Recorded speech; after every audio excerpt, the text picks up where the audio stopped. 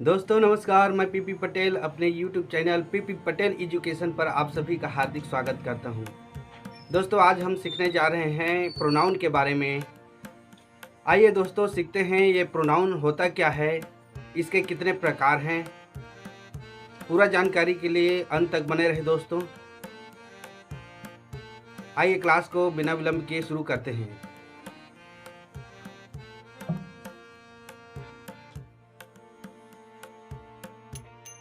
Pronoun सर्वनाम। इन वाक्यों को ध्यान से देखें। Mohan is my friend, he is a teacher. Rajni is a student, she is intelligent. This is a table, it is new. There are 50 boys in my class, they are laborious. ये सारे शब्द ही, she, it, दे और ये जो माई है grammar की भाषा में प्रोनाउंस कहलाते हैं।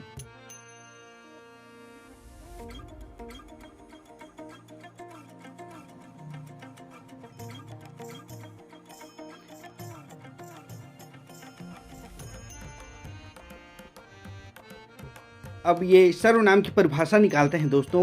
डिफिनीशन इंग्लिश में, a pronoun is a word which is used in place of a noun. अर्थात हिंदी में परिभाषा, प्रोनाउन उस शब्द को कहते हैं जो किसी नाउन के बदले में प्रयोग किया जाता है। अब सर्वनाम का क्या महत्व है? इम्पोर्टेंस ऑफ प्रोनाउंस अर्थात सर्वनाम का महत्व, इसके बारे में जानते हैं। प्रोनाउन नाउन का सब्स्टिट्यूट अर्थात प्रतिनिधि है।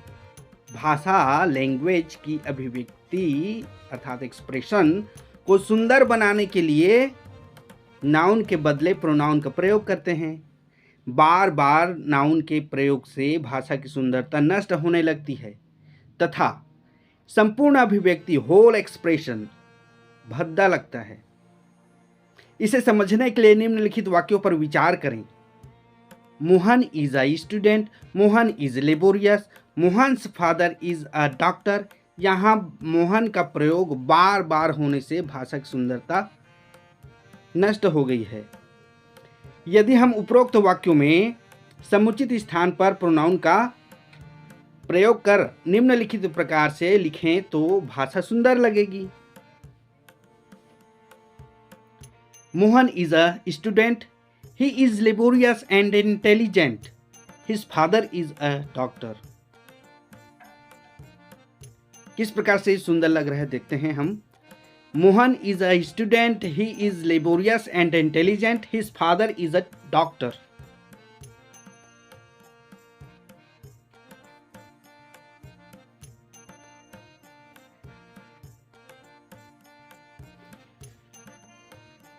काइंड्स ऑफ प्रोनाउन, सर्वनाम के प्रकार। अब कितने प्रकार के सर्वनाम होते हैं, ये प्रोनाउन होते हैं, इसके बारे में जानते हैं। प्रोनाउन को हम निम्नलिखित भागों में बांटते हैं। पहला पर्सनल प्रोनाउन, पुरुषवाचक सर्वनाम। दूसरा रिफ्लेक्सिव प्रोनाउन, निजवाचक सर्वनाम। तीसरा इम्फेटिक प्रोनाउन, निश्चितवाचक सर्वनाम। चौथा पोजेसिव प्रोनाउन, अधिकारवाचक सर्वनाम। पांचवा डिमॉन्स्ट्रेटिव प्रोनाउन, संकेतवाचक सर्वनाम।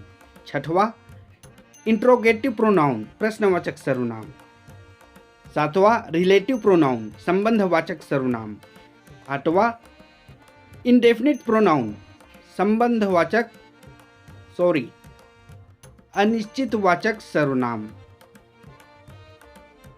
यहां पर प्रिंट मिस्टेक है। नौवां डिस्ट्रीब्यूटिव प्रोनाउन, वितरणवाचक सर्वनाम अथवा व्यष्टिवाचक सर्वनाम कहा जाता है। 10वां रेसिप्रोकल प्रोनाउन, पारस्परिकतावाचक सर्वनाम। अब इनके बारे में विस्तार से देखेंगे दोस्तों।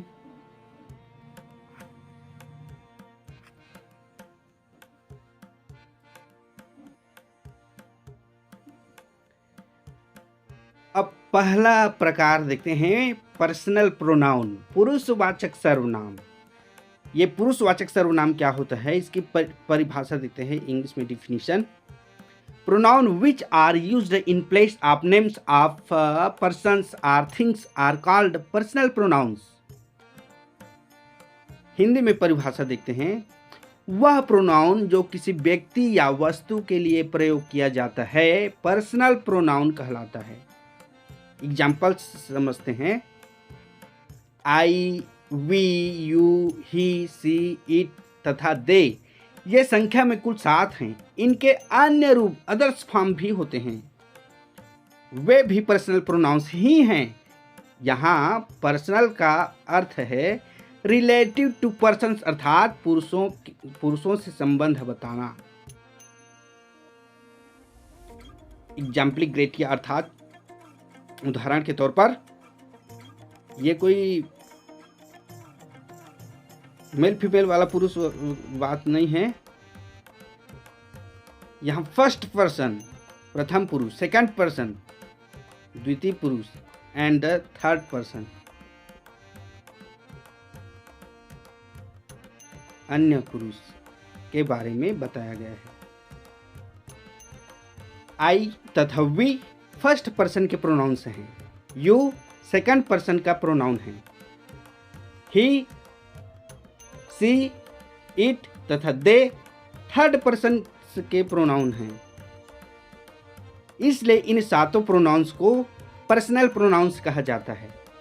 पर्सनल प्रोनाउंस के केस अर्थात कारक बदलने पर उनके रूप भी बदल जाते हैं। आगे दिए गए टेबल से इसे आसानी से समझ सकते हैं। पर्सन पुरुष, नॉमिनेटिव केस कर्ता कारक, पॉजेसिव केस संबंध कारक। इसके 2 भाग हैं, पॉजेसिव एडजेक्टिव और पॉजेसिव प्रोनाउन। ऑब्जेक्टिव केस कर्म कारक। अब फर्स्ट पर्सन के कर्ता, नॉमिनेटिव केस में आई, पॉजेसिव केस के अंतर्गत पॉजेसिव एडजेक्टिव माई, पॉजेसिव केस के अंतर्गत पॉजेसिव प्रोनाउन माइन और ऑब्जेक्टिव केस मी। और ये फर्स्ट पर्सन के अंतर्गत सब्जेक्ट वी का जो नॉमिनेटिव केस है, ये पॉजेसिव केस के अंतर्गत पॉजेसिव एडजेक्टिव आवर और पॉजेसिव केस के अंतर्गत ही पॉजेसिव प्रोनाउन होता है आवर्स और ऑब्जेक्टिव केस होता है इसका अस। अब सेकंड पर्सन के कर्ता होता है यू जो नॉमिनेटिव केस है और पॉजेसिव केस के अंतर्गत पॉजेसिव एडजेक्टिव है योर और पॉजेसिव केस के अंतर्गत ही पॉजेसिव प्रोनाउन होता है योर्स और ऑब्जेक्टिव केस इसका होता है यू। अब थर्ड पर्सन के कर्ता जो होते हैं ही, सी, इट, दे, ये नॉमिनेटिव केस हैं।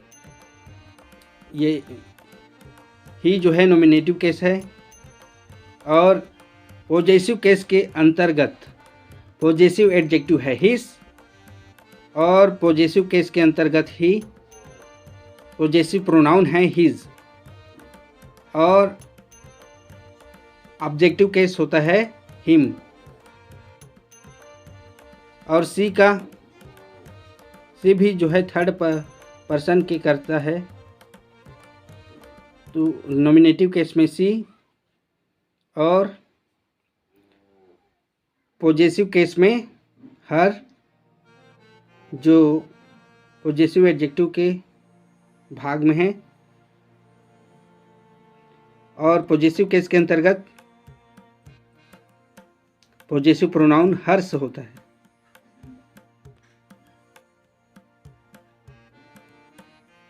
और ये ऑब्जेक्टिव केस में हर होता है और थर्ड पर्सन इट जो नॉमिनेटिव केस के रूप में प्रयुक्त होता है और इट्स जो पॉजिटिव केस के अंतर्गत पॉजिटिव एडजेक्टिव है और पॉजिटिव केस के अंतर्गत पॉजिटिव प्रोनाउन इसमें नहीं होता है और ऑब्जेक्टिव केस इसका होता है इट। अब थर्ड पर्सन कर्ता दे जो नॉमिनेटिव केस है और पॉजिटिव केस के अंतर्गत पॉजिटिव एडजेक्टिव होता है इसका देयर और पॉजिटिव केस के अंतर्गत पॉजिटिव प्रोनाउन होता है देयर्स और ऑब्जेक्टिव केस का कर्म कारक का देम हो जाता है।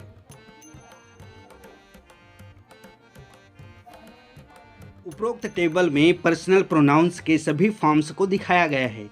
इनमें से प्रत्येक my, our, your, his, her, its तथा देयर को पॉजिटिव एडजेक्टिव संबंधवाचक विशेषण कहा जाता है क्योंकि ये नाउन के साथ आते हैं और एडजेक्टिव की तरह फंक्शन करते हैं अर्थात कार्य करते हैं। Examples: this is my pen, that is his book, those are her bags, this is your chair. Possessive adjective के अंतर्गत हिज तथा हर दो ऐसे वर्ड्स हैं जो प्रोनाउन के रूप में भी प्रयोग किए जाते हैं लेकिन तब इसके साथ नाउन का प्रयोग नहीं होता है। Examples: this shirt is his pronoun है।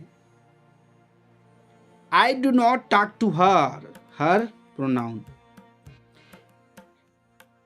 कभी कभी एडजेक्टिव और प्रोनाउन में फर्क करने में कंफ्यूजन होता है। यहाँ यह समझ लेना आवश्यक है कि प्रोनाउन का प्रयोग नाउन के बदले में होता है, इसलिए प्रोनाउन के साथ नाउन का प्रयोग नहीं होता है। जब प्रोनाउन के साथ नाउन का प्रयोग हो जाता है तब वह प्रोनाउन एडजेक्टिव में चेंज कर जाता है क्योंकि इस कंडीशन में यह अपने बाद आने वाले नाउन को क्वालिफाई करता है अर्थात विशेषता बतलाता है।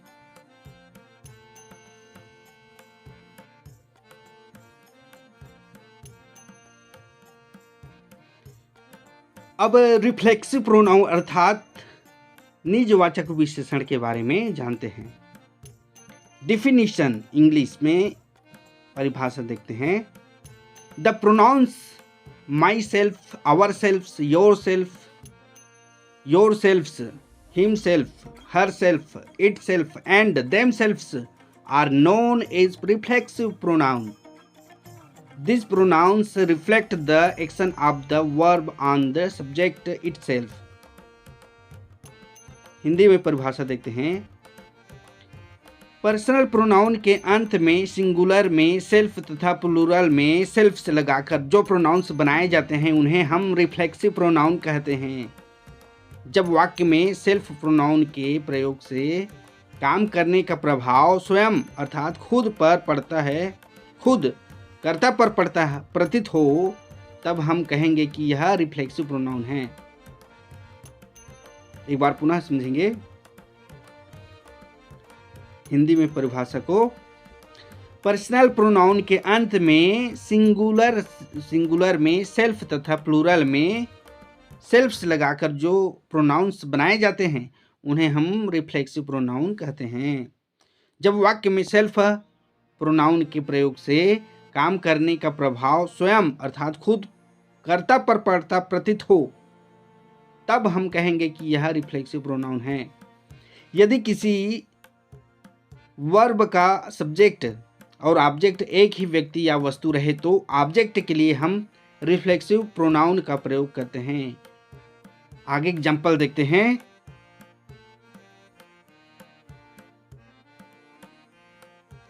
उदाहरण है, He spoiled himself, उसने अपने आप को बर्बाद कर लिया। You hurt yourself, तुमने अपने आप को चोट पहुंचाया। We ruined ourselves, हम लोगों ने अपने आप को बर्बाद कर लिया। They fought among themselves, वे लोग आपस में लड़े। यहाँ बर्बाद करना, चोट पहुंचाना, लड़ना इत्यादि का प्रभाव स्वयं अर्थात खुद कर्ता पर पड़ रहा है। अतः himself, yourself, ourselves तथा देम सेल्फ्स उपर्युक्त वाक्यों में रिफ्लेक्सिव प्रोनाउंस हैं। इम्फेटिक प्रोनाउन निश्चित वाचक सर्वनाम। Definition: emphatic pronoun are pronouns used for the sake of emphasis on noun or pronouns। परिभाषा: जब रिफ्लेक्सिव प्रोनाउन नाउन या प्रोनाउन पर जोर देने के लिए प्रयोग किया जाए तब ऐसा प्रोनाउन इम्फेटिक प्रोनाउन कहलाता है। इम्फेटिक प्रोनाउन का प्रयोग नाउन या प्रोनाउन के बाद उसे जोरदार बनाने के लिए होता है।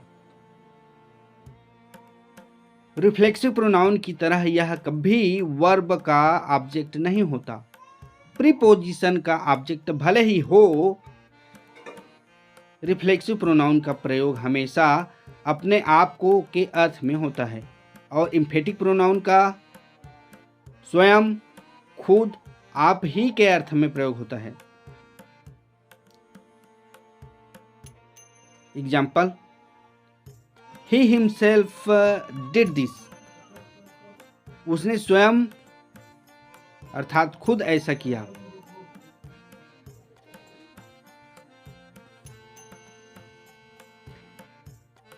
They themselves took the decision। उन्होंने खुद स्वयं निर्णय लिया। पुनः देखें, They themselves took the decision। उन्होंने स्वयं अर्थात खुद निर्णय लिया। She herself admitted it।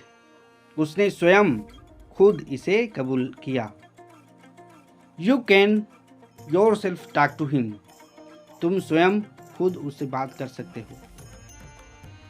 ध्यान दें, रिफ्लेक्सिव या इम्फेटिक प्रोनाउन किसी वर्ब का सब्जेक्ट नहीं हो सकता, इसलिए myself did it wrong है, आई डिड इट राइट है, और I myself did it right. Possessive pronoun अधिकारवाचक सर्वनाम। Definition: The pronoun which is used to denote position or ownership is called a possessive pronoun।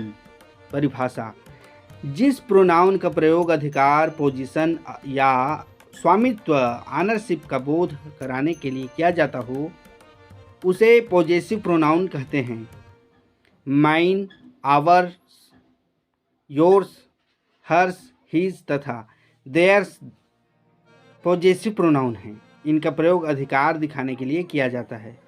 Examples: this table is mine, that is yours, these chairs are ours, those are his, this pen is hers, those are theirs.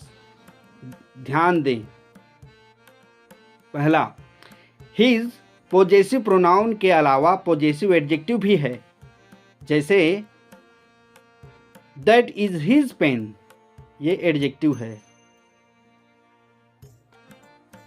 दूसरा उदाहरण है that pain is his, ये pronoun है।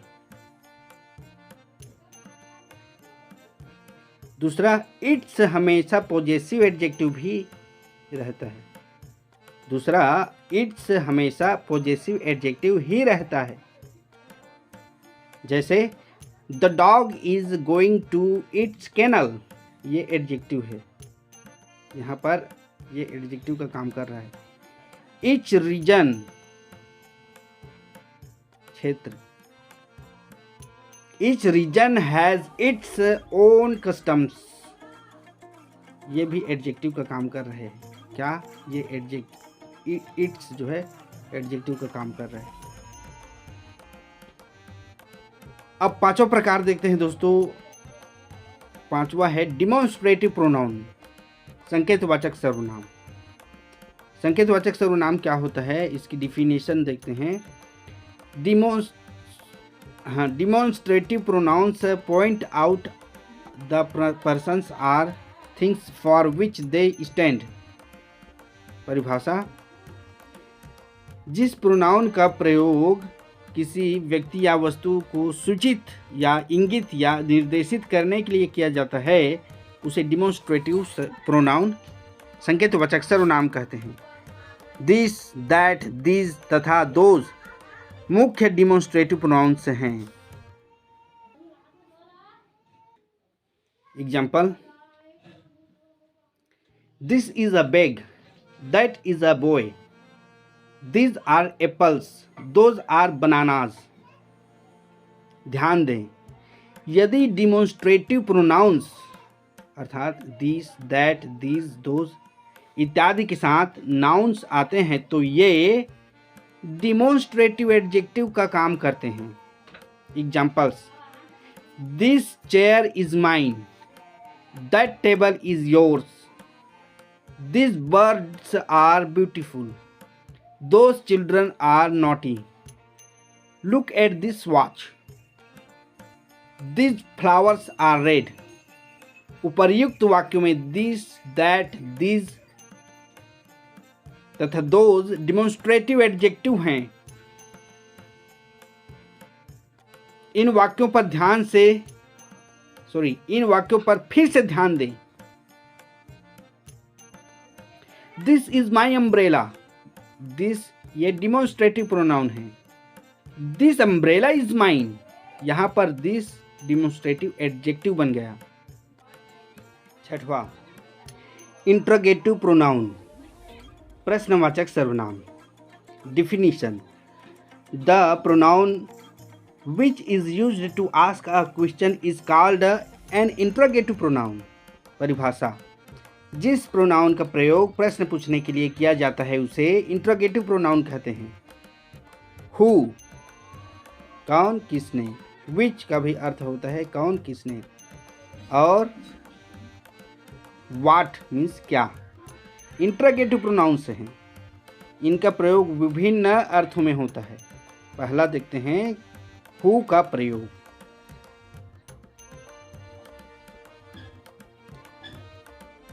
Who का प्रयोग मनुष्यों के लिए होता है, जैसे who has written this letter, यह चिट्ठी किसने लिखा है। दूसरा, विच का प्रयोग मनुष्य या वस्तु, पर्सन आर थिंग दोनों के लिए होता है, जबकि चॉइस रिस्ट्रिक्टेड यानी चुनना वर्जित हो ऐसी स्थिति में विच का प्रयोग करते हैं। जैसे एग्जाम्पल्स है, which of the pens do you want, which of the students are absent. तीसरा देखते हैं व्हाट का प्रयोग। व्हाट का प्रयोग पर्सन आर थिंग दोनों के लिए होता है। व्हाट का प्रयोग पर्सन आर थिंग दोनों के लिए होता है।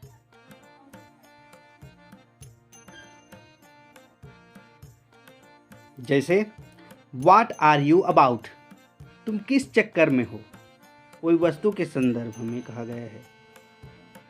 व्हाट इज योर फादर, तुम्हारे पिता क्या हैं, अर्थात उनका पेशा क्या है। ध्यान दें, निम्नलिखित वाक्यों में अर्थ की भिन्नता पर गौर करें।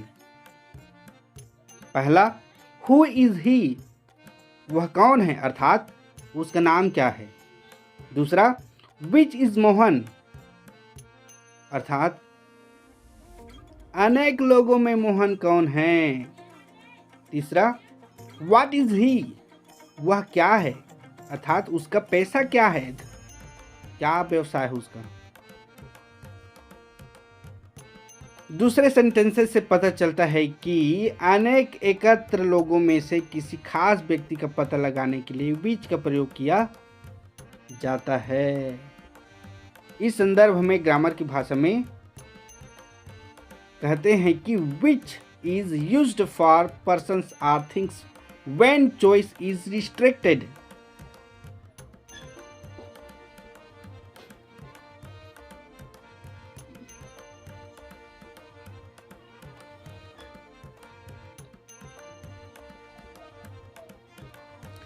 अब सातवां प्रकार देखते हैं। सातवां, रिलेटिव प्रोनाउन संबंधवाचक सर्वनाम। Definition: the relative pronoun stands instead of a noun and also joins sentences.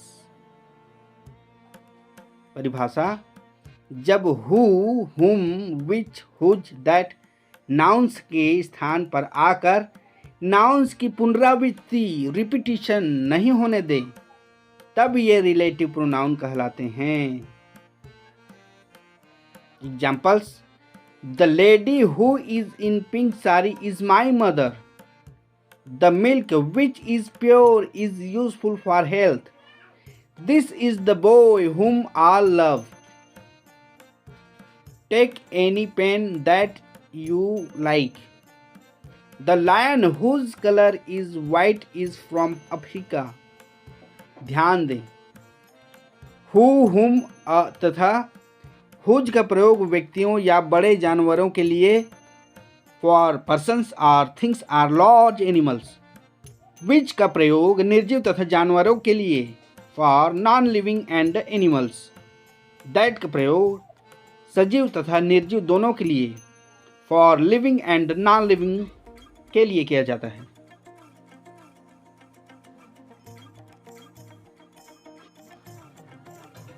दूसरा देखते हैं, हु, विच, हुम, हुज तथा वाट का प्रयोग प्रश्न पूछने में किया जाता है। इस स्थिति में जब ये प्रोनाउन के रूप में प्रयोग किए जाते हैं तब ये इंटरोगेटिव प्रोनाउंस कहलाते हैं। यह निम्नलिखित वाक्यों से स्पष्ट है। Who is he? Whom do you like most? Which is his? What is your occupation? Whose is this cow? Whose is this cow? What is your father?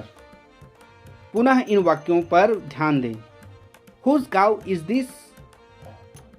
Which shirt do you like most? What color do you like? Which pen is your favorite? अर्थात उपर्युक्त शब्दों whose, which, what इत्यादि को जब noun के साथ जोड़कर प्रश्न पूछने में प्रयोग किया जाता है तब यह इंट्रोगेटिव एडजेक्टिव कहलाते हैं।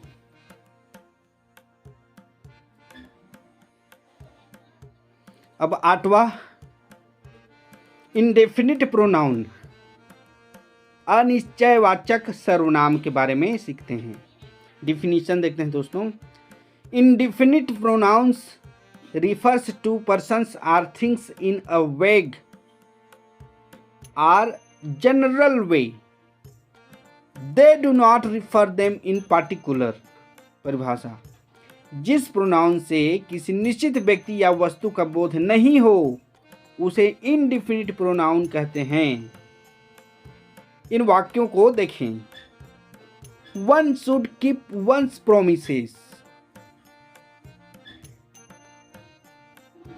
None is permitted to leave the place. Anybody can do this. Some are inactive. All are gentle. Many of the students got good marks. Any of you can attend the function. None of this is necessary. ध्यान दें, जब some, all, many, one, any इत्यादि के साथ हम noun का प्रयोग करते हैं तो ये प्रोनाउंस का फंक्शन ना कर एडजेक्टिव का फंक्शन करते हैं, अर्थात कार्य करते हैं। जैसे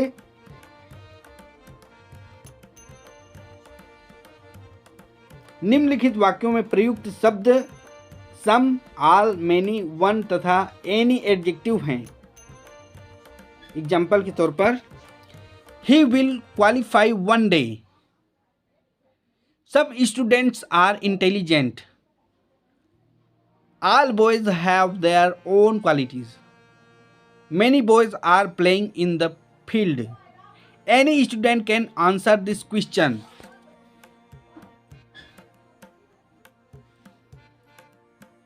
नौवा, डिस्ट्रीब्यूटिव प्रोनाउन वितरणवाचक अथवा व्यष्टिवाचक सर्वनाम। Definition, when each, either and neither are used as pronouns they are called distributive pronouns। परिभाषा, जब each, either तथा neither का प्रयोग प्रोनाउन के फॉर्म में होता है तब उसे डिस्ट्रीब्यूटिव प्रोनाउन कहते हैं। इसका प्रयोग दो या दो में से एक को अलग करने के लिए होता है। Examples, each of the boys is laborious, प्रत्येक लड़का मेहनती है। Either of the two paints will do, दोनों में से किसी कलम से काम चलेगा। Neither of the two houses is safe, दोनों में से कोई घर सुरक्षित नहीं है। The two brothers love each other, दोनों भाई एक दूसरे को प्यार करते हैं। 5 फ्रेंड्स लाइक वन अनदर, पांचों दोस्त एक दूसरे को चाहते हैं। Every one of you can do this work, तुम लोगों में से हर कोई इस काम को कर सकते हो। उपर्युक्त एग्जाम्पल से यह स्पष्ट होता है कि दो या दो में से एक को अलग करने के लिए ही डिस्ट्रीब्यूटिव प्रोनाउन का प्रयोग होता है।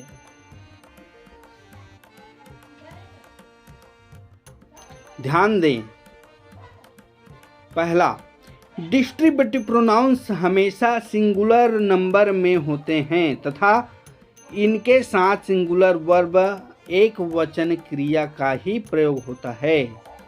दूसरा, जब ईच, आइदर तथा नीदर के साथ नाउन का प्रयोग होता है तब ये ईच, आइदर तथा नीदर एडजेक्टिव बन जाते हैं तथा इन्हें डिस्ट्रीब्यूटिव एडजेक्टिव कहते हैं। एग्जाम्पल्स के तौर पर, ईच नाइफ इज शार्प, प्रत्येक चाकू तेज हैं, ये ईच एडजेक्टिव का काम कर रहे हैं। नीदर क्वेश्चन इज इजी, दोनों में से कोई प्रश्न आसान नहीं है, ये नीदर, ये भी एडजेक्टिव है। ईदर बॉय इज इंटेलिजेंट, दोनों में से प्रत्येक यानी दोनों लड़का तेज हैं, यहाँ पर भी ईदर एडजेक्टिव के रूप में प्रयुक्त हुआ है।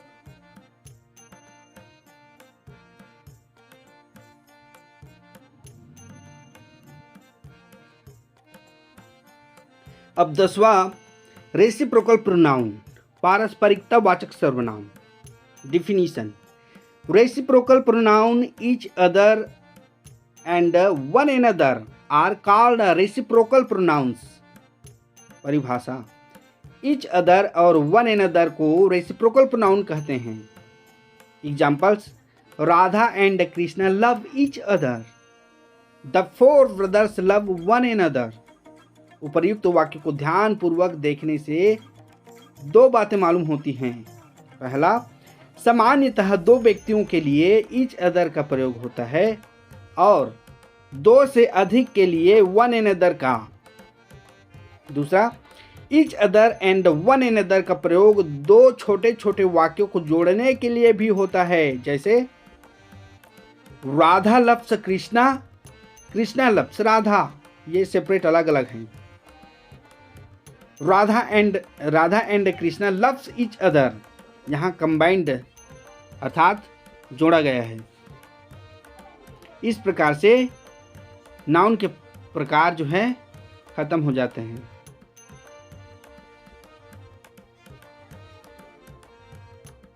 Thanks for watching and God bless you all.